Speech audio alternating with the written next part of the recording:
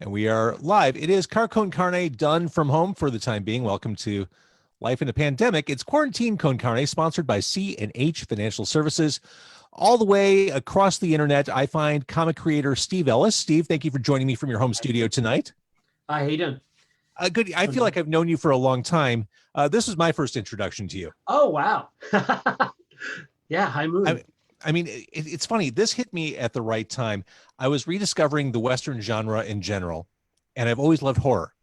So, Yeah. nailed it.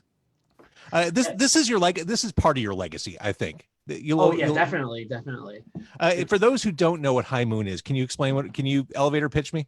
Sure. I mean, the easiest pitch is werewolves in the Old West. But the way we usually pitch it is one man's struggle to decide whether to live like a beast or die like a man. There it is. There it is. That's beautiful.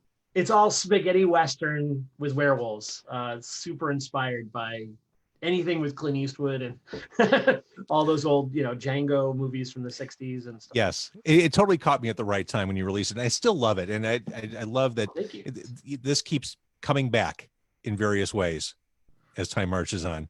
Yeah, it does for me too. Like a few years ago, we actually got to reissue it on its 10th anniversary. We got to reissue it in a bigger package, and that was really nice. Oh, my phone just went off. I'm so sorry. It's okay. It's live. It's telling me to be here. Oh, good. Well, I'm glad. And you're punctual, no less. You were here before I got here. Talk to me about life under COVID-19. I mean, I realize your life is kind of solitary in that you've got your studio set up. You're kind of built for this, but how are you holding up? It's different because usually my days are spent a lot of times in my studio working, but a couple of things are different. Well, I have two children, so they're home all day, which makes it hard to focus in my studio. But then on top of that, I take a lot of inspiration by going out and kind of sitting in coffee shops and listening to people talk and kind of just having other people. I used to live in Brooklyn. And part of the just the sense of all that noise, all those people around, kind of keeps me going. So I go hide myself down in a coffee shop and I sit there and I just kind of do my sketches, and that's the best place for me to think. So it's been harder for me to actually concentrate because I'm used to having all that noise. So it's a weird it's a weird kind of reversal for me. Do you listen to music as you create? I try. It distracts me though. I like music too much. So actually I'll put on the TV. I'll have movies or stuff I've already seen, so I don't have to watch it again, playing in the background. Like I was watching Breaking Bad for the umpteenth time today while I was working. Which you can't go wrong with that. Can we talk a little bit about your Breaking Bad ventures? Oh yeah, actually, we can. That's actually really funny. So you knew about that? Back. Well, it was I guess it was after season 3 of Breaking Bad. I got called up by AMC, actually because of High Moon, to do a Breaking Bad. It was a comic slash. It was an animated comic game.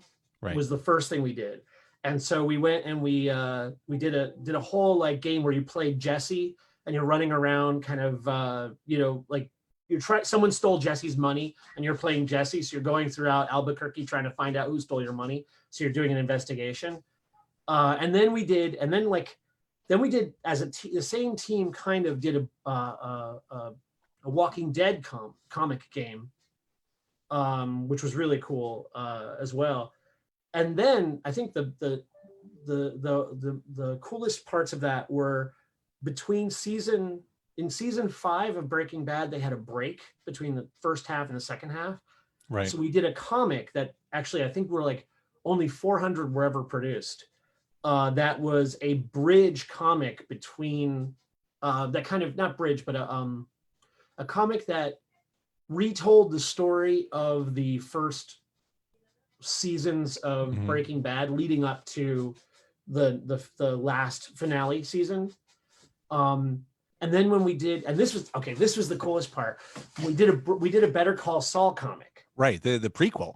Yeah, and so the Better Call Saul comic took place in the period of time between one of the episodes of Breaking Bad when you first meet Saul, and it's all of the characters working around Walt and Jesse seen from Saul's perspective as opposed to from Walt and Jesse's perspective. So the whole episode, Saul is kind of in the TV show. Saul is kind of an extra character in the episode, and it centers on Walt and Jesse. Whereas in ours, it's the reverse, where Saul and Mike hadn't even been introduced in the show yet, are investigating who Walt is, because he's trying to figure out who this guy who took him out to the desert and threatened his life was.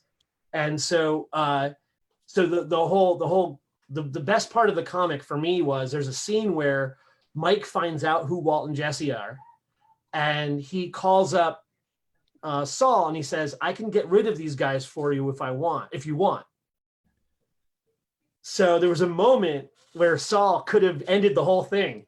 That's fantastic. And we wrote that scene. So it's just kind of a really neat, like fun, like we wrote that. I was working with actually one of the writers, Gordon, who ended up writing one of my favorite episodes of Better Call Saul, where Mike kind of tells his history. Oh, that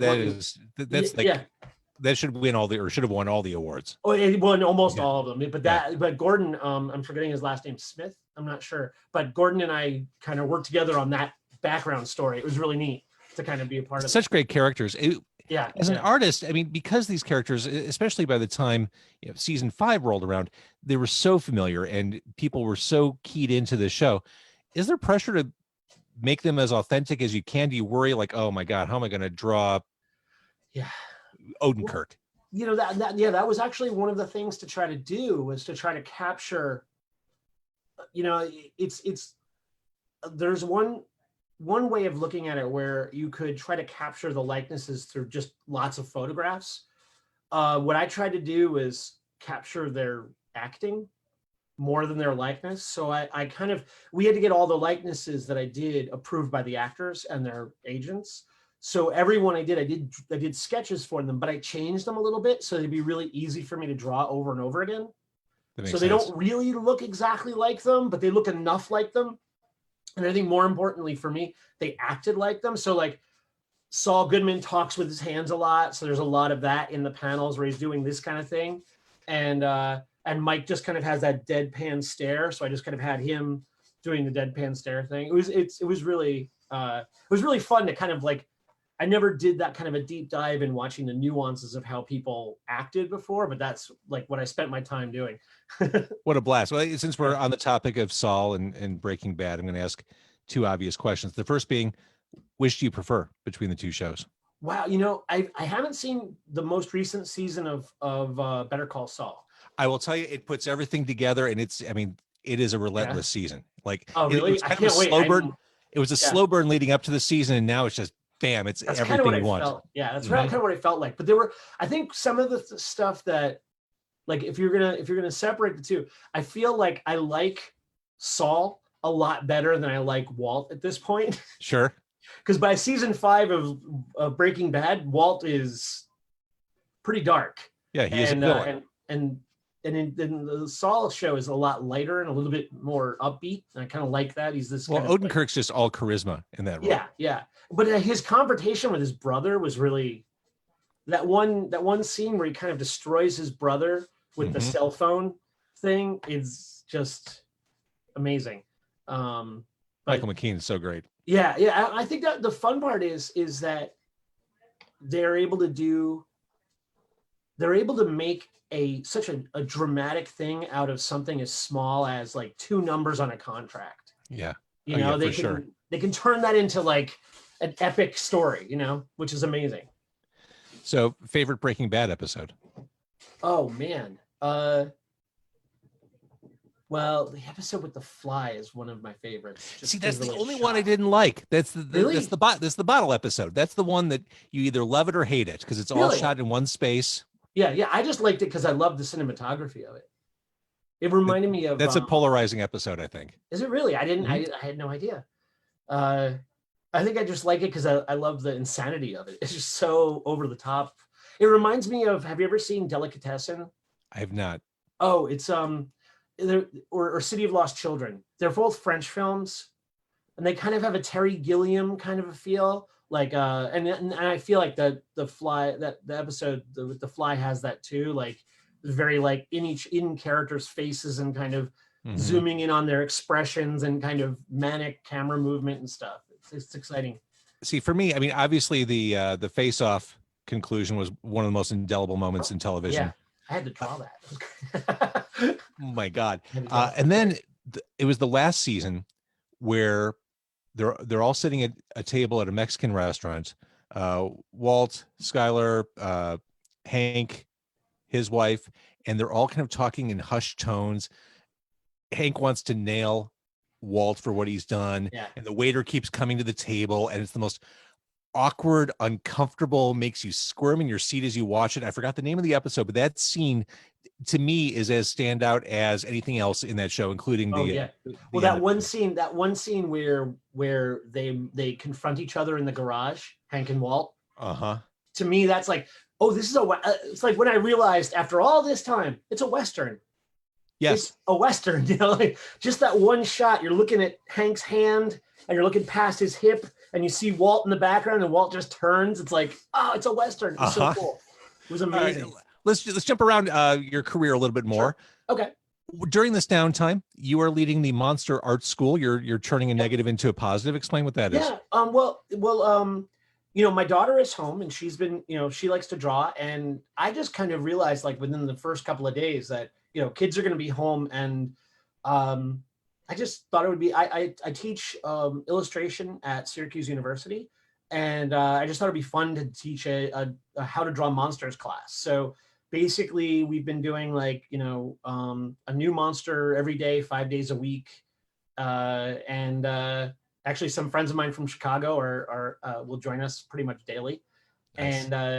But you know, I'm trying to get as many people as possible because it's you know, I'm just doing it Facebook Live for free, and you know, because it's fun. My daughter and I sit and giggle and we laugh and we try to answer questions as we're drawing, and usually we draw really, you know, we were doing Norse mythology monsters last week, and this week we're doing Greek mythology monsters. So we did things like Medusa and Cyclops, and I'm not sure what we're going to do tomorrow.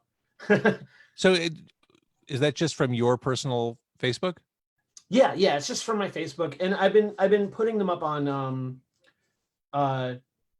YouTube, and I'm trying to figure out like this is because like this was all like spur of the moment. I'm going, well, maybe I should. I made a Monster Art School page. And I've put some of them up there because I think people can get them more easily that way. I'm not really sure. So I'm trying to figure out how to get them to more people. Because I know people keep going, oh, how do I see it? And I'm sending them to my page, but I don't know if they can find me all the time.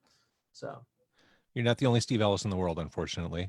Well, yeah, that's true. But it's also, I think it's like if you've reached your friends limit, they have trouble adding new people, or people can't follow you. I'm not sure. So there's some strange thing like that. While we're on the monster tip, let's talk about Dungeons and Dragons. Did a bunch of IDW stuff. I've got to think it's super fun to draw stuff like that. Oh, it is. For years, I was doing D&D stuff for the games, but I also was doing comics at the same time. So when IDW was doing the comics, I just kind of, you know, they kind of called me up and said, hey, would you like to do some covers? So I was doing covers for those. I did some R.A. Salvatore covers and just regular AD&D covers as well. Do you play? Are you a role player? Do you do that stuff? Yeah. It's actually, it's funny because I do. Yeah. I actually have a weekly Call of Cthulhu game that I'm involved in. But you know, it's funny because like for a while I was just doing the artwork because you know, it was like I was playing games when I was in college and I stopped and then got some jobs doing it and got me back into it. So it's like this, it's fun. And I totally understand it like on the player level because I've run games and then to do the art is really fun too. It's like a whole, you know, experience. So I'll write games as well and things like that. That's awesome. Yeah. On the other side of the fantastical, drawing things that are just whatever your mind can conjure up, working on the Green Lantern Corps. That's got to be, if you're a superhero fan growing up, that's a world you kind of want to inhabit as an artist. Yeah. Well, I mean, I basically, anyone lets me go crazy with creatures or monsters, they're going to get what they want. Cause like that's, so like, you know, working on the thing about the Green Lantern Corps, when I was doing that, I got to work with a character of Guy Gardner, Well, it was all the three main old Green Lanterns. It was Guy Gardner, Hal Jordan, and John Stewart. Yeah. Sorry, I couldn't remember his name. And I always get him mixed up with the host. So I want to give him a different name. It's very similar. Yeah. But just the name. But so it was fun because we were playing with those characters and their personalities, and I get really into kind of trying to figure out how people act. And so when I'm drawing, I try to actually get them to act like people. So drawing Guy is very different from drawing Hal or drawing John. One is very rash and kind of not devil may care, but very angry. Mm-hmm. And then the other one is very stoic and kind of cold. And then there's the other one who's kind of a little bit more human than either of them. And it's kind of nice to have the three kind of working against each other. What fun. Yeah. Let's jump to something that is a little more personal, a little more independent. The Only Living Boy. Yeah. Oh, yeah. The Only Living Boy. That's like actually, it's a really fun project. So after I did High Moon many moons ago, David and I, the writer of High Moon, and I got together and we did The Only Living Boy, and now we're doing The Only Living Girl. And The Only Living Boy is basically the story of a 12-year-old boy who runs away from home and wakes up in a fantasy world with monsters, dragons, demons, basically anything I can get my hands on to draw. But it's a kind of an action adventure, but it has kind of a darker understory as well, because it's basically for when I was one of the main reasons we did it is my son was around. I want to say he was like 7 or 8, and I took him to the comic book store and I wanted to get him some comics. It was really hard to find him comics that were adventure comics that weren't too adult. Sure. And then at the time, and at the time there wasn't this. Now there's a lot more stuff for kids his age, or what would have been his age. He's now 17, so it's a little different.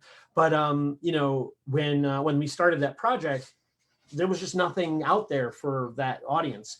So we did this project for that. We were, basically thinking, when I was 10 years old and I wanted to read superheroes, there was a whole bunch of stuff that I could read that was adventure stuff, and but they kind of got aged up a lot, or if they were for kids, they were way too young. I went through the same thing. My son's 18 now, so same exact thing. So we go to the shop. I'm like, oh my God, I'm sorry, you can't read Batman. Right. Yeah.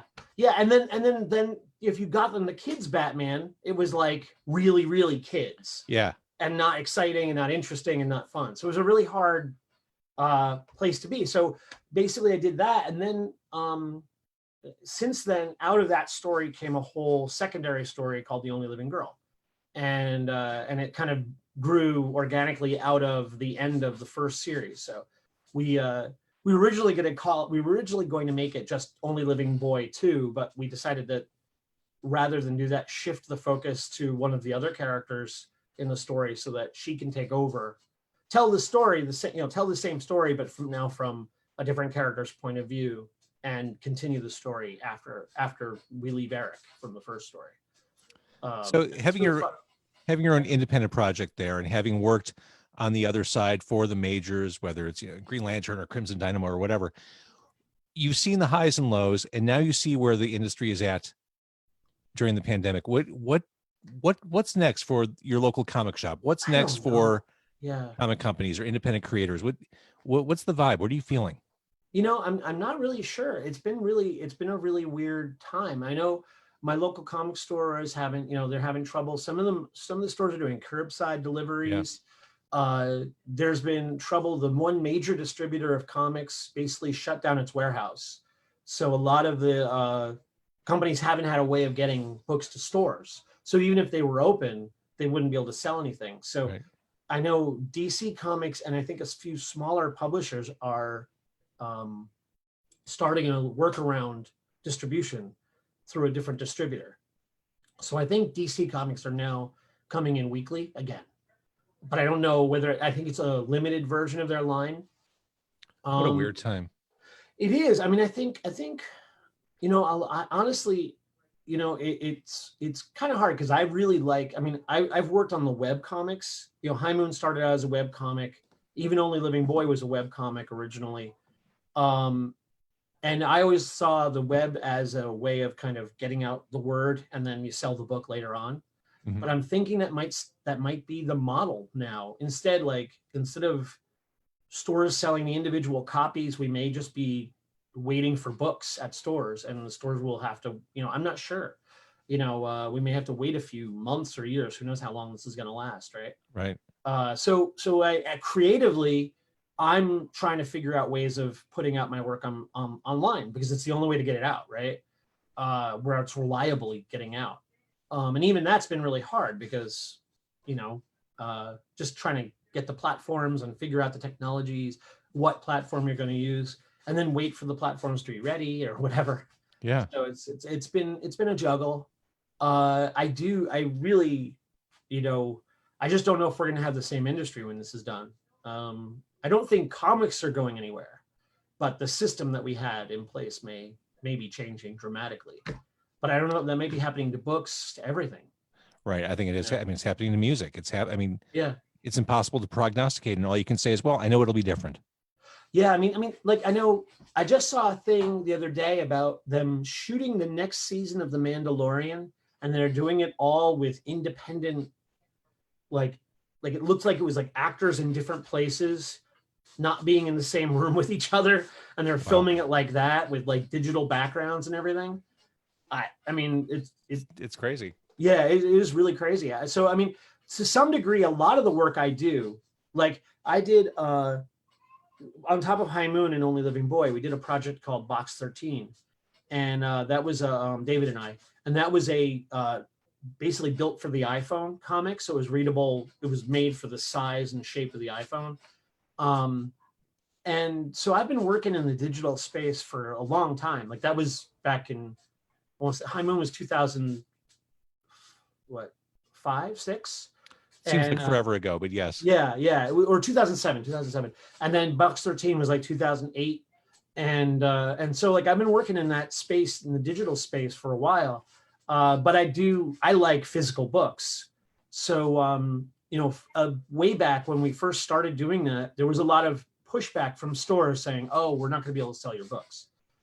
So there was kind of a animosity between the two. Yeah.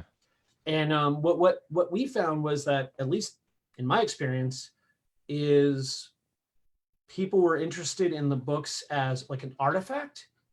So if they really liked it, they bought the book. Yep.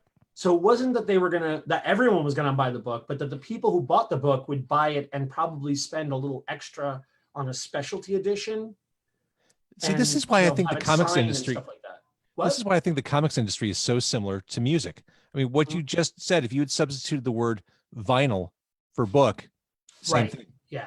I think that's really true. I mean, I think, the edition of High Moon that you have, we just put out one a year ago that's like twice the size. It's actually at the size it was supposed to be. Right. And you can see all the details and everything, and it looks great. But it's like when I go to shows and we try to sell them, I can't hold on to them at a convention. But that's because I'm signing them, and it might be because it's an artifact of that event. So that's why I don't know how good it would be for stores, but it might be good for signings. I'm not sure how that would work for a regular store.